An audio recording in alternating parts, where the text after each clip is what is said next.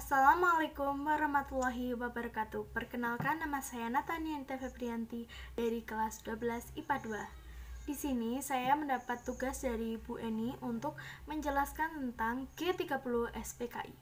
Nah, di video kali ini saya mendapatkan judul yaitu Seluk-beluk Kebengisan G30 SPKI. G30 SPKI merupakan gerakan tanggal 30 Partai Komunis Indonesia. Partai Komunis Indonesia menggunakan paham komunis.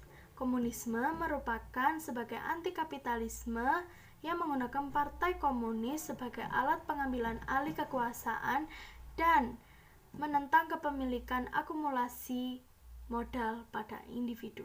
Komunis tidak dikenal sebagai hak perorangan sebagaimana pada paham liberalis. Yang pertama yaitu awal munculnya komunisme ke Indonesia. Awal munculnya komunisme ke Indonesia dipelopori oleh Hendrikus.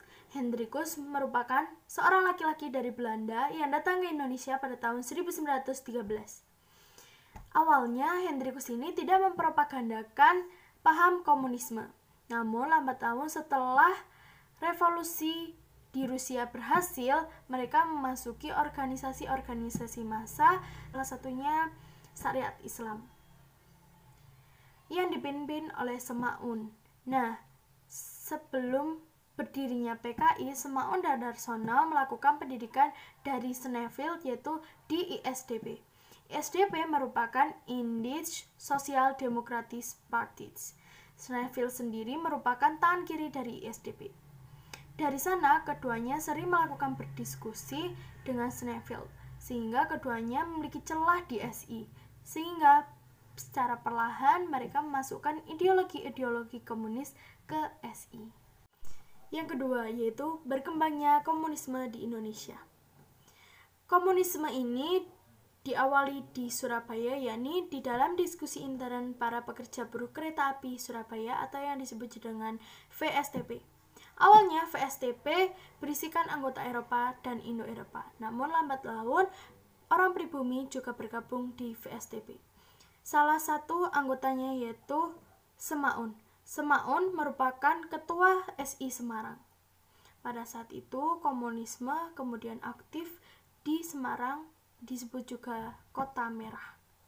Setelah menjadi basis PKI pada era tersebut, hadirnya ISDV dan masuknya para pribumi berhaluan kiri ke dalam syariat Islam, menjadikan komunis sebagai bagian cabang yang nantinya disebut sebagai SI Merah. ISDV sendiri sering menjadi salah satu organisasi yang bertanggung jawab atas banyaknya pemokok buruh di Jawa. Konflik atas SI Semarang atau SI Merah dan SI Pusat di Yogyakarta atau dengan SI Putih mendorong diselenggarakannya kongres, yaitu usulan dari Haji Agus Salim yang disahkan oleh Pusat SI, baik SI Merah maupun SI Putih, yang menyepakati bahwa personel SI Merah keluar dari SI. Mantan personil SI Merah kemudian bersama ISDV berganti nama sebagai PKI. Yang ketiga yaitu masuknya PKI melalui bidang politik.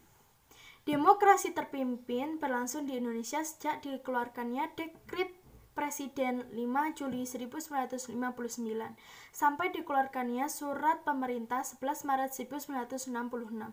Dalam pelaksanaannya, demokrasi terpimpin berkembang menjadi demokrasi yang ditandai dengan adanya pemutusan kekuasaan pada presiden.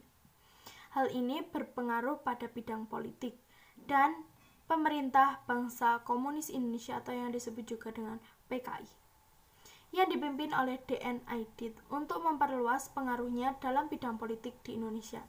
Kondisi sosial, politik, dan ekonomi yang tidak menentu membuat PKI mendapat simpati dari masyarakat, terutama masyarakat lapisan bawah yang sedang mengalami tekanan berat. Kemampuan PKI memanfaatkan kondisi pada saat itu terlihat dari semakin meluasnya pengaruh partai tersebut dan organisasi pendukungnya, terutama dalam komponen masyarakat seperti buruh, petani, pegawai rendah, sipil, maupun militer.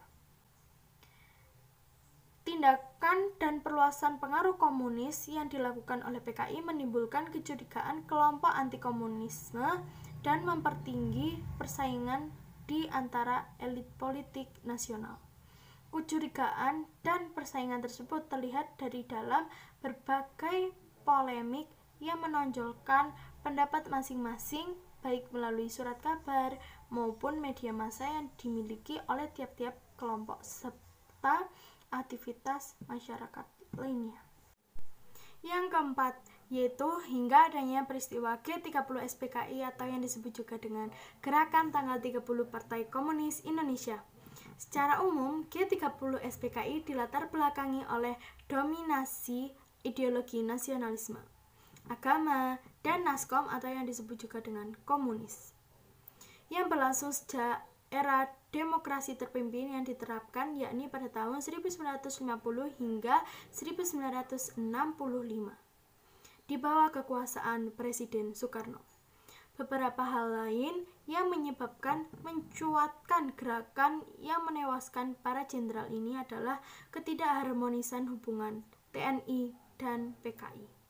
Pertentangan pun muncul di antaranya keduanya.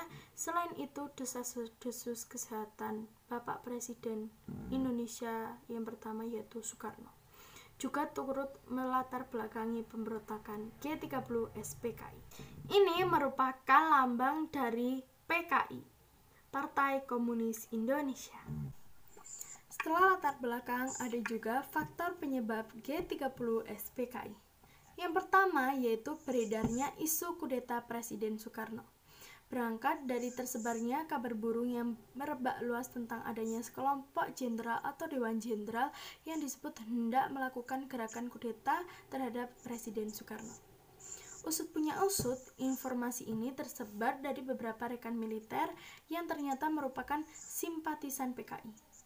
Hal ini dijelaskan dalam buku yang ditulis oleh Peter Kasenda yang berjudul Kematian DN Aidit dan Kejatuhan PKI pada tahun 2016. Yang kedua yaitu PKI memiliki cita-cita untuk mendirikan negara Indonesia dengan landasan komunis yang mendorong terjadinya peristiwa G30 SPKI. Yang ketiga yaitu kondisi politik, sosial, dan ekonomi di Indonesia pada waktu itu memberi kesempatan kepada PKI untuk meluaskan pengaruhnya yaitu di bidang politik. Saat itu PKI memberikan janji-janji manis kepada para rakyat kecil. Sehingga pada tahun 1965 Indonesia sedang terpuruk, menyebabkan dukungan rakyat Indonesia kepada Presiden Soekarno semakin berkurang. Yang keempat yaitu perpecahan di dalam badan militer. Faktor penyebab G30 SPKI adalah bahwa saat itu di dalam badan militer sudah terjadi perpecahan yang menyebabkan terjadinya pembagian faksi yang bertujuan untuk saling memperebutkan kekuasaan dan pengaruh. Di dalamnya ada sebagian kecil yang juga berperan sebagai simpatisannya PKI. Yang kelima yaitu terpengaruh Perang Dingin. Agenda kudeta yang dilakukan oleh PKI di Indonesia tidak terlepas dari efek samping terjadinya Perang Dingin antara Uni Soviet komunis dan Amerika Serikat sebagai kapitalis. Sedangkan pada tahun 1960, Presiden Soekarno lebih cenderung untuk memihak blok Soviet. Sedangkan Dewan Jenderal diasumsikan lebih pro ke pihak blok barat sehingga ada sebuah spekulasi untuk menyingkirkan Presiden Soekarno kala itu. Berdasarkan asumsi tersebut, para perwira militer yang loyal kepada Soekarno bergerak secara diam-diam untuk mencegah kudeta. Setelah mengetahui faktor penyebab G30 SPKI, kemudian ada tujuan G30 SPKI. Yang pertama yaitu menghancurkan Negara Kesatuan Republik Indonesia digantikan dengan negara komunis. Yang dua, menyingkirkan TNI Angkatan Darat dan merebut kekuasaan pemerintah. Yang ketiga yaitu mewujudkan cita-cita PKI, yakni menjadikan ideologi komunis dalam membentuk sistem pemerintah yang digunakan sebagai alat untuk mewujudkan masyarakat komunis. Yang keempat, menggantikan ideologi Pancasila menjadi ideologi komunis. Yang kelima yaitu kudeta yang dilakukan oleh Presiden Soekarno tak lepas dari rangkaian kegiatan komunisme internasional. Kemudian ada langkah-langkah G30 SPKI. Kronologi peristiwa G30 SPKI yaitu Komandan Batalion 1 Resimen Cakrabirawa Letkol Untung Samsori menuju Lubang Buaya untuk inspeksi pada 1 Oktober 1965. Dini hari itu, Untung memimpin upaya kudeta yang akan mengubah garis sejarah. Kudeta yang awalnya diberi nama Operasi Takari itu diubah di saat akhir menjadi Gerakan 30 September agar tidak berbau militer. Kata Untung, Ketua Sentral Komite Partai Komunis Indonesia PKI, DN Aidit, memerintahkan agar pelaksanaannya ditunda menjadi 1 Oktober sampai pasukan siap dan lengkap. Menjelang pelaksanaan, nama mantan Wakil Presiden Muhammad Hatta dicoret dari sasaran. Tujuannya untuk menyamarkan kudeta sebagai konflik internal.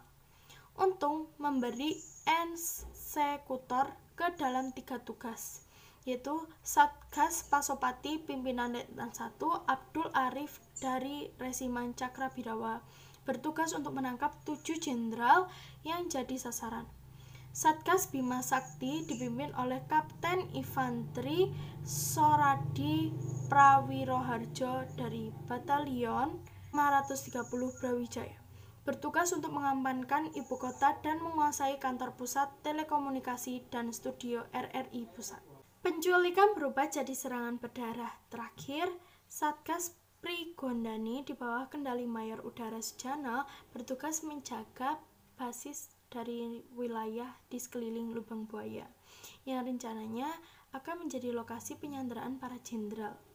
Usai memeriksa kesiapan di Lubang Buaya, untuk bersama Kolonel Infanteri Latif bergerak ke gedung Biro Perusahaan Negara Aerial Survey di Jalan Jakarta Bypass yang menjadi gedung untuk disewa sebagai Angkatan Udara.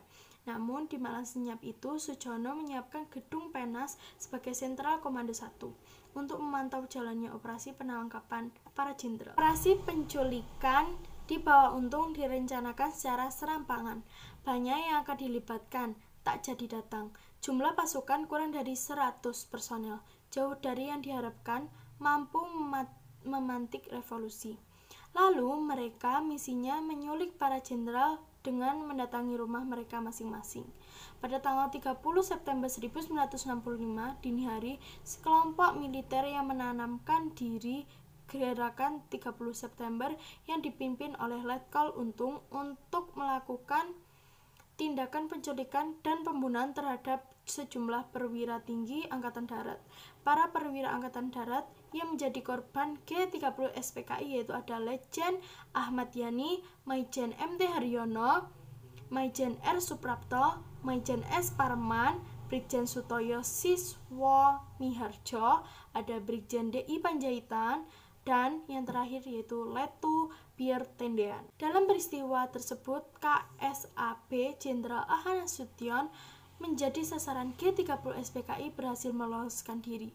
Tetapi ajudan Letu Pierre Tendean yang ditangkap dan putrinya Ade Irma Suryani tertembak. Dalam pemberontakan tersebut, PKI menguasai 2 sarana komunikasi, yaitu RRI dan kantor telekomunikasi. PKI selanjutnya menyiarkan pengumuman tentang Gerakan 30 September, yaitu PKI telah melakukan gerakan yang ditujukan kepada perwira tinggi anggota Dewan Jenderal yang akan melakukan kudeta terhadap pemerintah. Yang kedua, mengeluarkan dekret pembentukan Dewan Revolusi. Yang ketiga, mendemisioner Kabinet Dwi Kora. Yang keempat, menghapus pangkat jenderal dan pangkat tertinggi dalam ABRI dan menggantikan dengan letnan kolonel. Bagian yang paling mengerikan dari pengkhianatan G30 SPKI terdiri dari serangkaian dengan penculikan dan pembunuhan para jenderal. Mobil-mobil militer berjalan dalam kegelapan tanpa suara. Bingkai gambar berhenti pada lampu truk militer yang berhenti di depan rumah para korban. Ada beberapa cara dan peristiwa dalam adegan penculikan tersebut. Adegan penculikan Jenderal Ahmad Yani. Saya terbangun itu sekitar jam 4. Saya mencari ibu. Sambil menunggu itu kok saya lihat banyak sekali tentara masuk ke dalam menanyakan apakah Bapak ada. Dengan sangat kasarnya Cakrabirawa itu bilang Bapak dipanggil presiden, dan sekarang juga Bapak saya itu pakai piyama. Kan tidak mungkin menghadap presiden dengan pakai piyama, sehingga terjadi pertengkaran. Karena marah, Bapak saya memukul salah satu prajurit Cakrabirawa itu. Setelah terjatuh, senjatanya dipegang, dikasihkan lagi ke Cakrabirawa itu. Bapak masuk, tutup pintu kaca itu. Terdengar suara tembakan yang menggelegar. Bukan sekali, tapi rentetan senjata. Kita mengikuti Bapak dari belakang dengan diseret-seret sampai keluar, tapi tidak sampai ke pinggir jalan. Kami hanya sampai ke pintu belakang rumah aja, karena situ sudah berdiri satu orang Cakrabirawa menodongkan senjatanya. Siapa yang keluar, saya tembak. Akhirnya kami hanya menangis di ruangan belakang. Dalam peristiwa G30 SPKI ini ada sebuah lagu yang sangat tidak asing, yaitu lagu Genjer-Genjer. Setelah itu ada adegan yang sangat tragis, yaitu penyayatan dan pertikaman atau pembunuhan kepada Dewan Jenderal dan dibuang ke lubang sumur, yaitu yang disebut dengan lubang sumur buaya atau lubang buaya. Yang selanjutnya yaitu operasi-operasi penyelamatan. Langkah untuk menumpas G30 SPKI terus berlanjut dengan sejumlah operasi yang dijalankan. Di antaranya adalah operasi Trisula di Blitar Selatan serta operasi Kikis di perbatasan Jawa Tengah dan Jawa Timur. Melalui operasi penumpasan itu, para tokoh PKI berhasil ditangkap. Dalam adegan-adegan rapat koordinasi penumpasan pada saat itu di film tidak ditayangkan. Selanjutnya yaitu upaya pemerintah. Upaya pemerintah dalam peristiwa G30 SPKI adalah dengan melakukan operasi militer dan pengejaran terhadap para pemimpin pendukung PKI.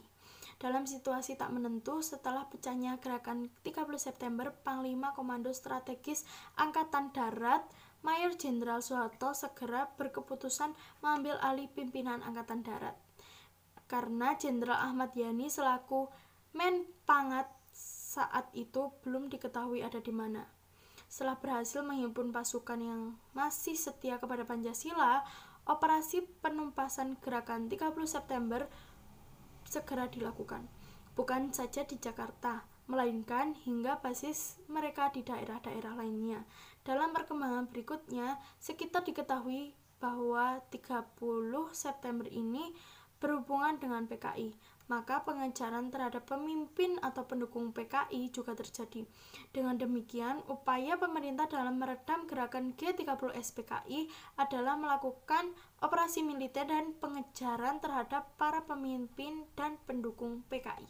Kesimpulan dari peristiwa G30 SPKI kali ini yaitu perjuangan TNI dan rakyat Indonesia yang sangat luar biasa untuk menumpas PKI dengan sejati dan setia kepada ideologinya, yaitu ideologi Pancasila, dengan nilai-nilainya yang sangat cocok dengan keanekaragaman bangsa Indonesia. Saran saya terhadap peristiwa G30 SPKI ini adalah kita sebagai generasi muda harus bisa merubah sifat dan diri kita untuk tetap setia kepada Pancasila. Tidak hanya itu saja, tetapi kita juga melakukan atau mendeskripsikan nilai-nilai Pancasila ini di kehidupan sehari-hari kita, yang merupakan Pancasila adalah pedoman hidup kita. Dan kita sebagai generasi muda harus tidak mau diajak atau menolak bangkitnya PKI. Terima kasih atas perhatiannya. Saya Natania, mohon maaf jika banyak salah kata. Wassalamualaikum warahmatullahi wabarakatuh.